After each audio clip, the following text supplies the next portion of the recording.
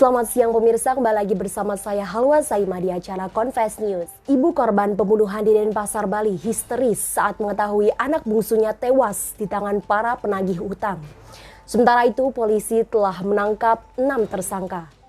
Nyoman Srimini, ibu korban pembunuhan di Denpasar, Bali tak kuasa menahan tangis saat istri korban dan anak-anaknya tiba di rumah duka. Awalnya Nyoman diberitahu bahwa anaknya, Gede Budiarsana, meninggal dalam kecelakaan. Ternyata anak bungsunya ini jadi korban pembunuhan oleh sekelompok penagih hutang di simpang Jalan Subur, Kalimatu, Denpasar.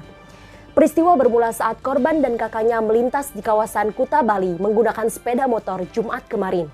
Korban kemudian dihentikan oleh sekelompok penagih hutang dan korban ditagih pembayaran kredit motor yang macet. Korban lalu diajak ke kantor debt collector dan terjadi cekcok. Korban dan kakaknya lalu melarikan diri hingga ke simpang Jalan Subur, Kalimutu, Denpasar. Kakak korban kabur menaiki ojek online, sementara korban tewas akibat ditebas pedang hingga terluka parah. Sementara itu, polisi telah menangkap 6 pelaku dan ditetapkan sebagai tersangka.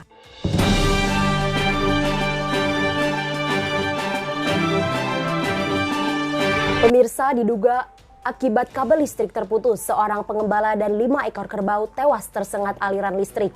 Untuk menyelidiki kasus ini, polisi memeriksa sejumlah saksi. Pengembala kerbau Jerry bin Suwada meninggal dunia di tengah sawah di Desa Pajaungan, Kecamatan Ciara, Kabupaten Lebak, Banten. Sementara 5 ekor kerbau milik korban juga mati. Musibah terjadi saat korban Jerry menceburkan diri ke sawah karena melihat kelima kerbau miliknya tersengat listrik. Upaya ini justru membuat korban ikut tersengat listrik. Meski sempat dibawa ke rumah sakit, namun nyawa korban tak tertolong. Diduga aliran listrik di tengah sawah berasal dari putusnya kabel saluran udara tegangan rendah atau SUTR. Di sebagian kabel milik PLN untuk menyuplai listrik dari gardu CMD terlupas dan terjebur ke dalam sawah penuh air. Untuk menyelidiki kasus ini, polisi memeriksa sejumlah saksi dari Lebak.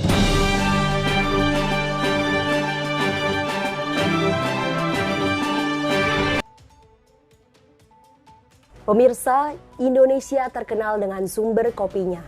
Pemerintah terus dorong pertumbuhan wisata edukasi kopi. Salah satunya wisata edukasi kopi yang berada di daerah Ringgis Jaya, Lampung Barat, yang dikenal sebagai salah satu desa penghasil kopi terbaik di Indonesia. Indonesia terkenal sebagai sumber kopi yang beraneka macam jenis dan asalnya. Salah satunya di Desa Ringgis yang dikenal sebagai perkampungan kopi. Bahkan kopi Ringgis sebagai hasil unggulan salah satu pendapatan Provinsi Lampung. Menparekraf Sandiaga Uno mengharapkan edukasi dan budidaya wisata Desa Ringgis sebagai wisata edukasi kopi. Salah satu pengembangannya dengan adanya sekolah kopi di Desa Ringgis. Edukasi dalam sekolah mulai dari pembelajaran terkait pembenihan, budidaya, perawatan, pengolahan kopi secara tradisional dan modern, kemudian pengemasan dan pengembangan produksi turunan kopi. Berita tadi mengakhiri perjumpaan kita pada siang hari ini. Saya Halwa Saima pamit undur diri.